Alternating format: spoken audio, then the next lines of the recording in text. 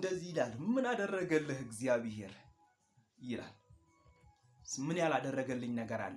በአንድ በኩል የመጣውን ጠላት በሰባት በኩል ሲበታተነው፣ የተነሳብኝን ጠላት ሲቀድመው፣ እኔም በእኩለ ሌሊት እየተነሳው ስገስጸው፣ አንተ ውጋው ስትለው የሚወጋ መንፈስ እንዳለ ታውቃለህ። በኢየሱስ ክርስቶስም ይወጋ ስትል የሚወጋ መንፈስ አለ።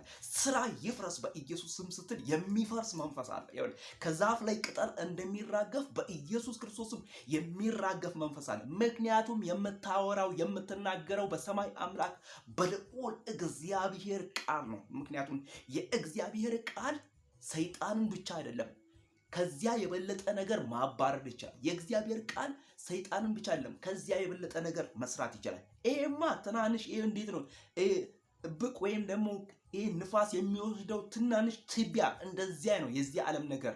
ምክንያቱም ቃሉ ትልቅ ነውና በቃሉ ሰማያት ጸንተዋል፣ በቃሉ ምድርም ጸንታለች። በቃሉ ይሁን ሲል ሁሉ ሆኗል።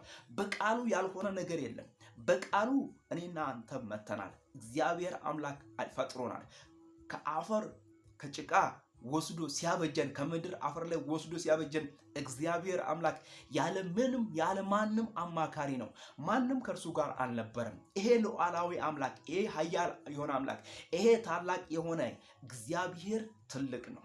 እኔ ልጁ አላውቀውም። ስለዚህ ይሄንን የመዳንን ወንጌል ይሄንን የሰማይን አምላክ የልዑል አምላክ የእግዚአብሔርን ቃል በቀንና በማታ በሌሊትና በጠዋት በተገኘንበት ባገኘንበት አጋጣሚውን በዝማሬ ሊሆን ይችላል።